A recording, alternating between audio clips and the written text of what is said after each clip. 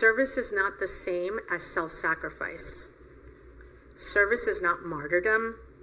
It is instead the deliberate, chosen offering of your gifts in the direction of someone else's needs.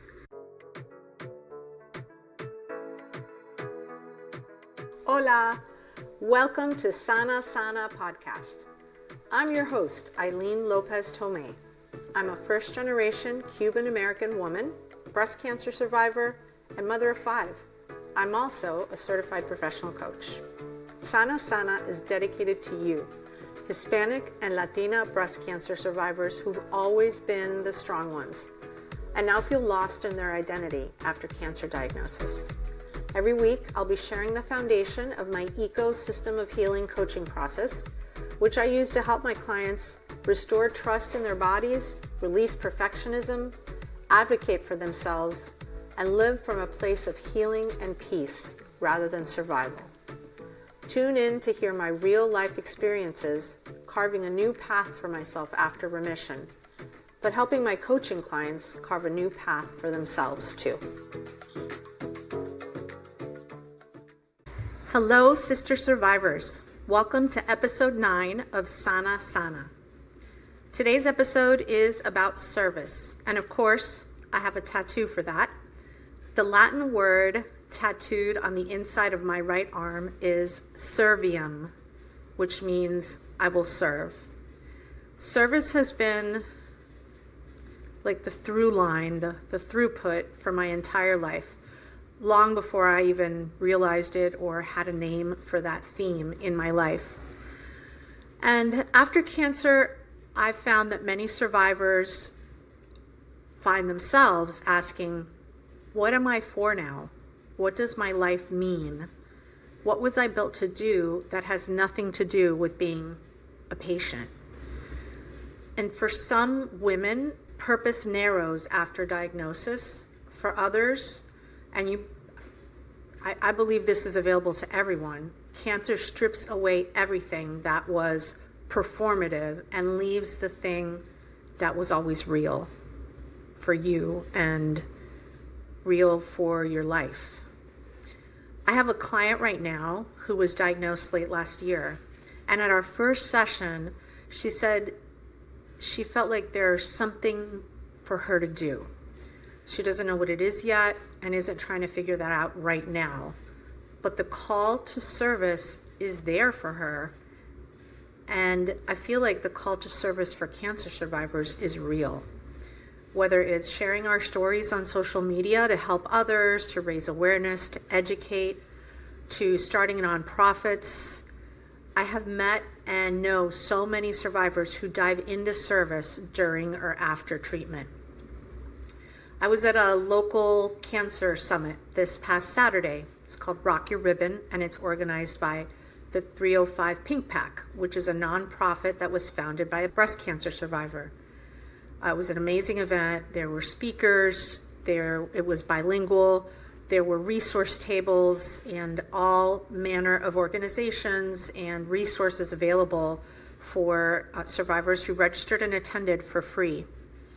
And at this event, at Rock Your Ribbon, I met a survivor who is currently in treatment and is in the process of developing an app that will support other cancer survivors. And don't want to say more than that because I don't want to give too much away, and I'm not sure exactly where she is in development. And I'm going to have her as a guest, hopefully in the near future, on my podcast so she can tell you all about it. But my point is that the call to service seems to run really deep in survivors. And so I want to tell you my story and walk you through how a call to service that started when I was a teenager was redirected, suppressed, and rerouted more than once, actually, never went away, and how cancer finally gave me permission to answer it fully. And if you're a survivor who's trying to figure out what you were built for on the other side of this, that question is exactly what my coaching practice is designed to help you answer. Book a free discovery call at paperbell.me/Eileen Lopez Tomei. The link is in the show notes. So let me set the scene for you. I was a senior in high school. I was 16. I graduated high school when I was 16, or maybe I had just turned 17, but younger than some, maybe not most, but younger than some. And I wanted to study theology. I wanted to major in theology in college and work in campus ministry after graduation. I wanted to go to a specific Catholic university that a bunch of my classmates and friends were going to go to. And I felt this genuine, specific calling to do that work, to study that topic and do the campus ministry work. It wasn't like a vague spiritual or other inclination. I had a plan. And when I shared that plan and that desire with my parents, my immigrant parents, and I am their first generation eldest Latina daughter of 3, my parents were dubious at best. I remember them asking, what is a theology degree? Theology is not going to allow you to earn a living as an independent woman, because my parents were very adamant that my 2 sisters and I would go to college and receive a degree and become professionals and have our independence, in that sense, that we would have an independent educational experience and could pursue professions. And there was this contradiction in that independence wasn't actually what they envisioned for me. They expected me to, yes, go to college and become a professional, and also not leave home until I was married and leave to a home that I'd build with my husband.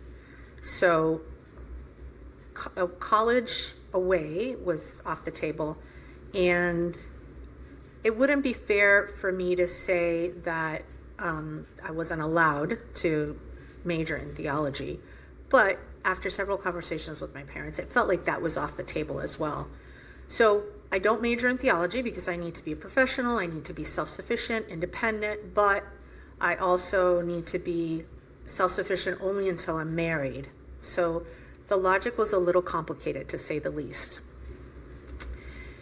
And during my 4 years of high school, I was at an all-girl Catholic school that no longer exists, sadly, here in South Florida. And it was run by the School Sisters of Notre Dame. And my parents sent me to that school because, for a lot of different reasons, but one of them certainly was that my mom had gone to an all-girl Catholic school in Cuba, and it felt like, to them, this was a place where I was not only going to continue to grow in my faith and learn about my faith, but I also would learn how to be a proper young lady of faith. And I want to name a specific teacher that I had, and she was the head of campus ministry at my high school at the time. Her name was Sister Jane Weisgrim. Sister Mary Abrams is how we knew her when I was in high school. And she gave me and other classmates of mine so much, those of us that were involved in campus ministry, and even those who were not involved in campus ministry, because she was also a religion teacher. She introduced us to multiculturalism, learning about and respecting the cultures of others. She introduced us to an organization called Pax Christi International, a global peace movement that's rooted in the gospel teachings of nonviolence and justice. She introduced us, as did many of her colleagues, to Catholic social teachings. And so this is where I think that first seed of, first of all, learning more about the world, the bigger world that I live in, and caring about not just current events, but about how we got to the events of the current day, was planted. And the School Sisters of Notre Dame also taught me about myself, about my body. I remember being in freshman health class, and they brought in a gynecologist who talked about gynecological exams and her reproductive organs without embarrassment or condescension. And that mattered.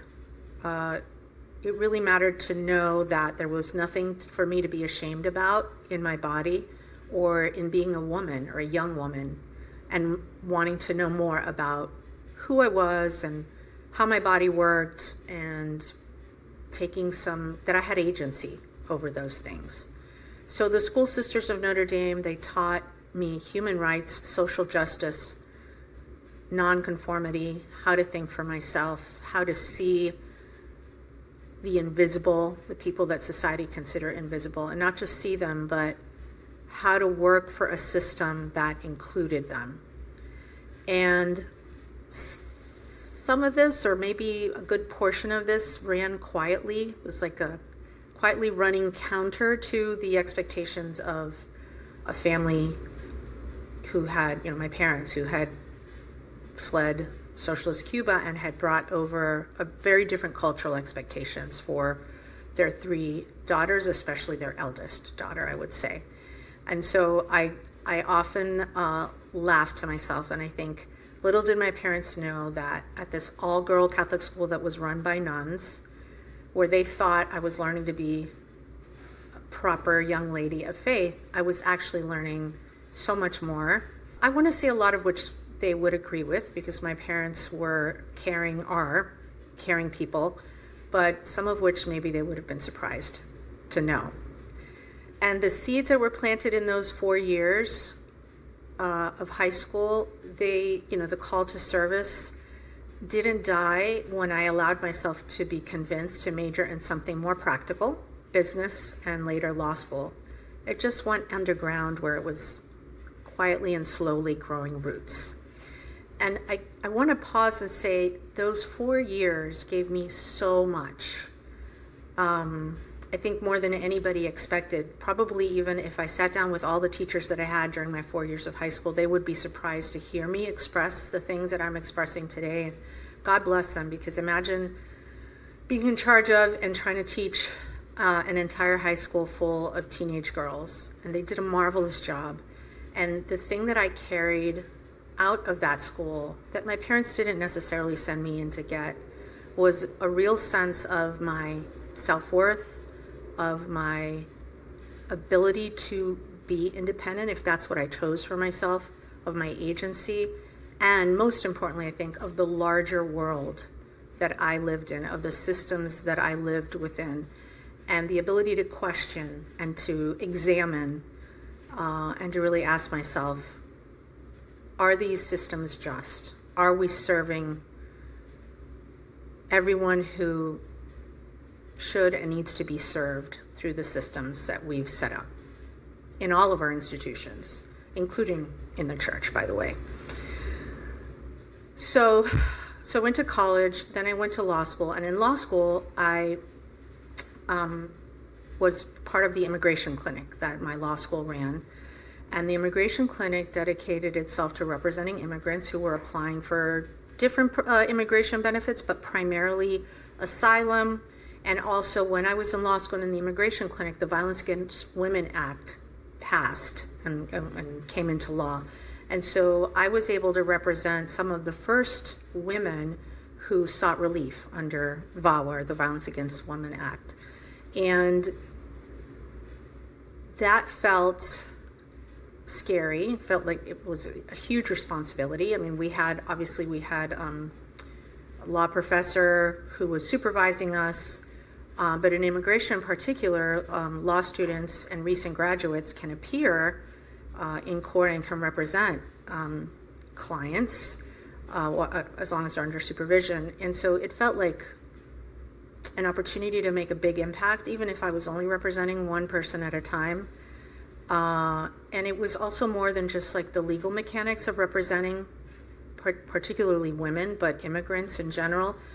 It was the human reality of sitting across from someone who had left everything behind and needed someone to fight for them, advocate for them, help them to understand the legal system in this country and to navigate it. And yeah, it felt so satisfying, as well as overwhelming and scary, to be the person in the room that they were looking to for support or for help. And especially knowing that my own family had made a similar journey in the late 60s, fleeing communism in Cuba.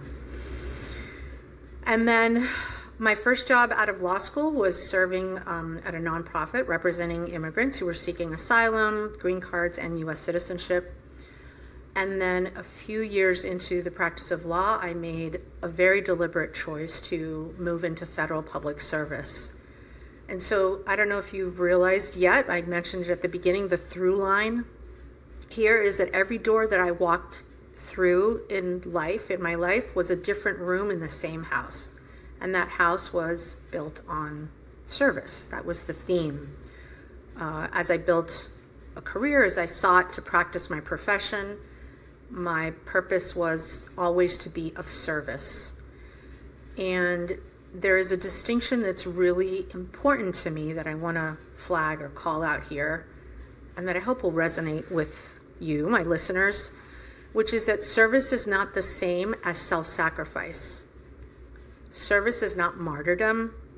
It is instead the deliberate, chosen offering of your gifts in the direction of someone else's needs. And I think that distinction is especially important for Latina women who have had service confused with self-erasure their whole lives. In other words, the expectation that we serve until we have nothing left to give, or that we serve in a quiet way that's behind the scenes. It's almost like erasing our presence from the rooms in which we provide service. If you're listening to this podcast, you already know that cancer changes everything. Not just your body, but who you are, how you show up, and what you're supposed to do next. I'm Eileen Lopez-Tomé, cancer survivorship coach and 10-year survivor. I work with Hispanic and Latina breast cancer survivors who are ready to stop white-knuckling through survivorship and start living from a place of peace. If that's you, let's talk. I have 3 one-on-one coaching spots open starting in the month of May. Book a free discovery call with me at paperbell.me/Eileen Lopez-Tomé. The link is in the show notes. So I joined the federal service. I've been a public servant, very proud public servant for almost 27 years. And about 2.5 years ago, I was selected for the senior executive service. And that's when I came across this word servium. I'm sure it's not the first time I came across that word, but it crossed my path in something that I read or saw, or I don't remember, but I went down a complete rabbit hole of research that then led me to this light bulb moment that I didn't want the title of executive to go to my head, or for it to be a title, just a title, something that I accomplished and then quietly, put on the shelf with other accomplishments. I didn't want to forget why I had spent, at that point, almost 25 years in public service. I wanted a tangible, permanent reminder that even at the executive level, and especially at the executive level, my primary responsibility is to serve my country, to serve my agency, to serve the people in the field who carry out the mission every day. And so that is what led me to get the tattoo on the inside crook of my right arm, where I can see it every day, that says, Servium, I will serve. And that placement was intentional because this is the arm that I extend when I reach towards someone. It's the arm that I raise when I want to speak. And it's the arm that I use to do the work that I feel called to do as a public servant, as a cancer survivorship coach, and that I've felt called to do my whole life since I was a teenager. And I have to say that seeing that word on my arm every day, not just as a federal leader, but as a coach, a survivor, and as a Latina woman who has answered that call to serve in so many different ways, it's so satisfying and such a blessing to see that, to be reminded of all the different Eileens that have been called to serve and have answered the call to serve and continues to do her very best to answer that call to serve. I have failed many times, and I continue to fail because I'm not perfect, and I am, at the end of the day, a selfish human being as well. But every time I look down, it reminds me not just of the call to service, but of every intentional and sometimes unintentional step that I've taken towards that call. And I think I've told you about another tattoo that I have on my other arm, Talitha Kum, which is a reminder to me to get up. And I feel like, I didn't think about this at the time that I got the Servium tattoo, but as time has passed, 2.5 years have passed, I came to the realization, or I had the thought, that these two tattoos speak to each other. So the tattoo on the inside of my left arm that says Talitha Kum, get up, speaks to the tattoo on my left arm, Servium, go serve. So it feels like the whole of my vocation is summed up in 2 words on each of my arms. And yeah, I love how that worked out. And so between law school and right now, obviously I was diagnosed with breast cancer, but in 2017, when I was in the middle of or nearing the tail end of chemotherapy, as I've told you, the story of, I go to a vision board workshop. My hair hasn't started to grow back, so I still have no hair. I'm wearing a scarf or something on my head. I'm still in the middle of treatment. Feeling pretty good that weekend. My sisters went with me. My 2 daughters went with me. I was so happy to be in community with them and with other women, because it was really a majority of women, I think, who were at that vision board workshop. And who was facilitating this workshop? A coach. And the workshop wasn't specifically for cancer survivors, but I'm there as a survivor. And pretty early on into the session, I realized that I'm about to do something remarkable as a cancer survivor. I'm about to look into the future. Because up until that point, there really, the future was really just one chemo session to the next, one doctor's visit to the next, addressing one side effect after another. And I can't tell you how surprisingly joyful it was to, during chemo, after stage 3 diagnosis, when the future is not guaranteed, to be sitting in a room and to be asked to imagine what I want for my future. And so the way that this coach facilitated this vision board workshop, if you've ever done a vision board, usually you cut out pictures from magazines, or you print them out, or if you're doing a digital vision board on Canva or something, you're looking for digital images to put on your vision board about the things that you want to call into or manifest for your future. And this particular vision board event, we were asked to select a quote to put in the middle of our vision board, and I picked a quote from Rumi, "What you seek is seeking you." And I didn't realize it at the time, but as I was preparing to record this episode, and even as I'm recording for you right now, I'm realizing what I was seeking was service, to be of service. And what was seeking me was the opportunity through coaching to be of service. And so, so a lot of reasons why that workshop was a seminal moment for me in the middle of cancer survivorship. There was so much that I couldn't control as a cancer patient. I couldn't control the diagnosis. I couldn't control the treatment. I couldn't control the outcomes. I still can't control the outcomes, right? Recurrence is still a very real possibility for me. But I could control then, and I can continue to work on controlling now how I show up, how I made and make meaning, if I choose to make any meaning at all. And that same goes for you. I'm not trying to say to any survivor out there that you should be making meaning of anything that you're going through. And as a matter of fact, I hate the saying, everything happens for a reason.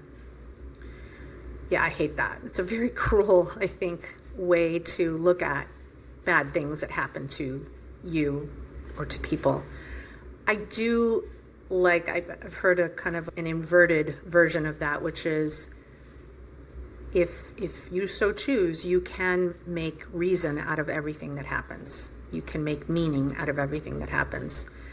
And so I don't want to be that toxically positive survivor who says cancer has a silver lining, because that would be a lie. And it would dishonor the real experiences, of my own real experience, and of sister survivors who are not interested in making meaning of the trauma. They're just trying to get through the day, whether in treatment or after treatment. So making meaning is a choice. It's not an obligation, and it's not a requirement for being a good survivor or for being a survivor at all. It's not at all what I'm saying here, and I want to make that very crystal clear. I made that choice myself, but I hold it with open hands, not with a closed fist.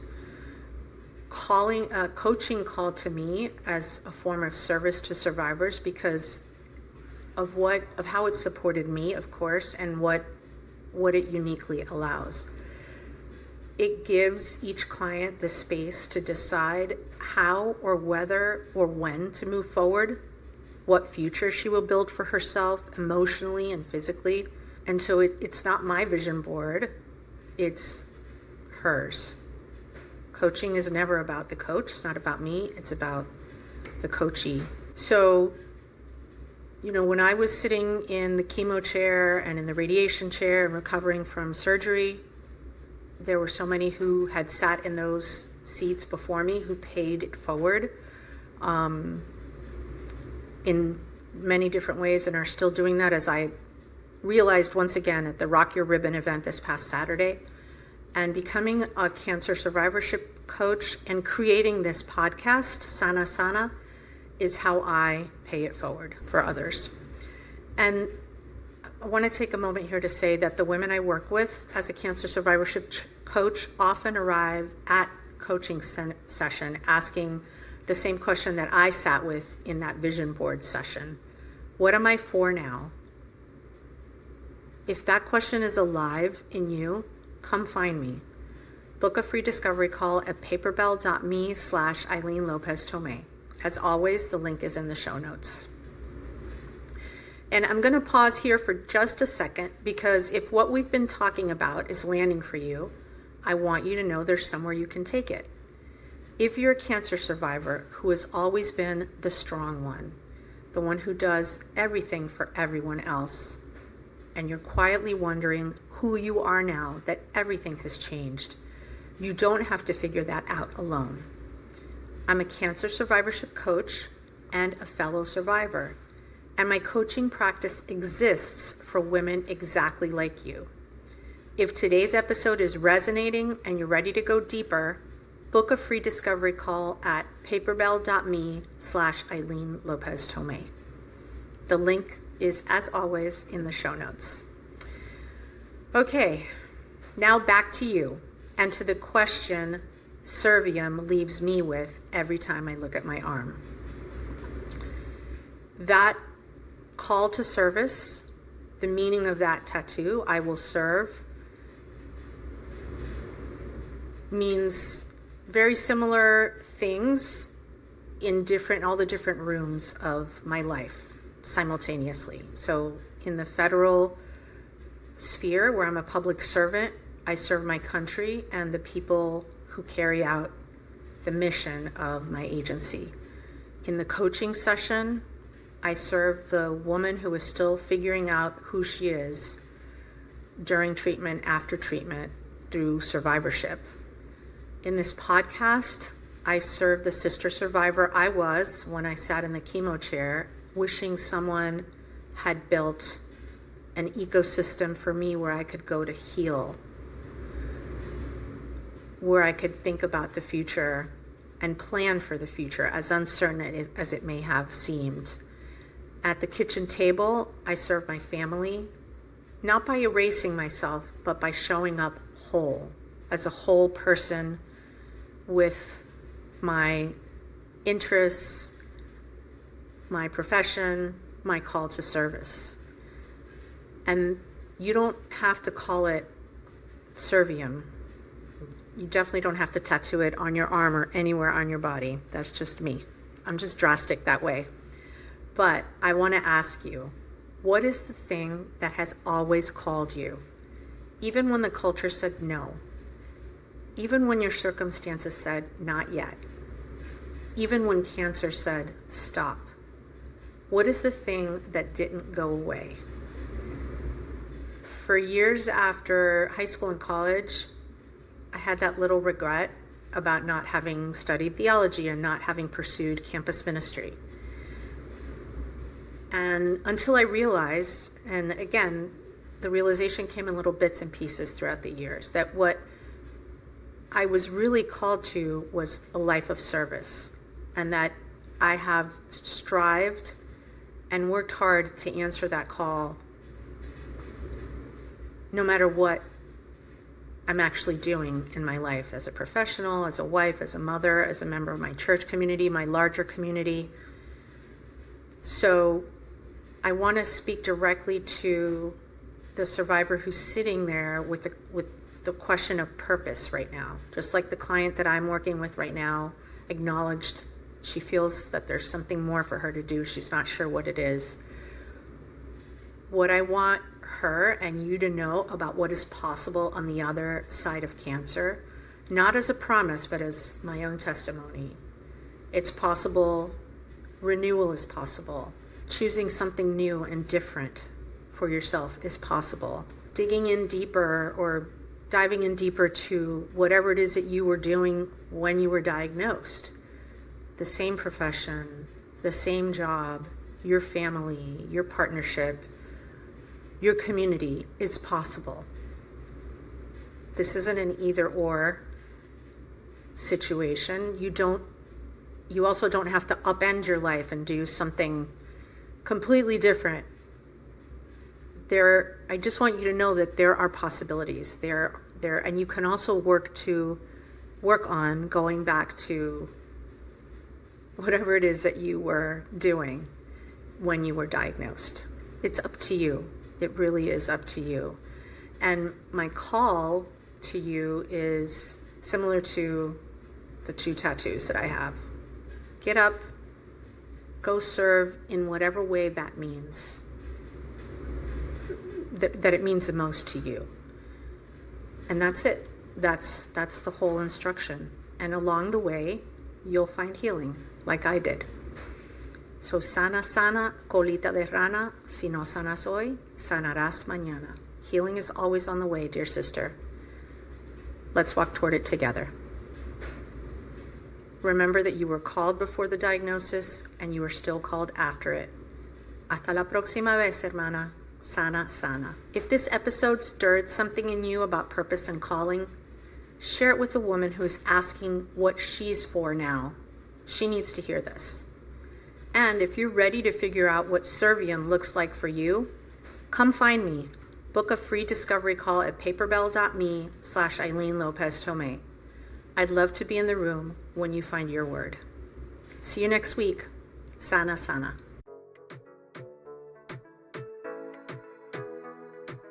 Thank you so much for listening to this week's episode of Sana Sana, the show that helps you heal and restore the parts of your ecosystem that were depleted after a breast cancer diagnosis. If you liked the episode, please leave us a rating and review so we can reach more incredible survivors como tú who want to heal with us. If you want to stay connected with our growing community, check out our Instagram at Eileen Lopez Tomei Coach and share what part of the episode touched your heart today.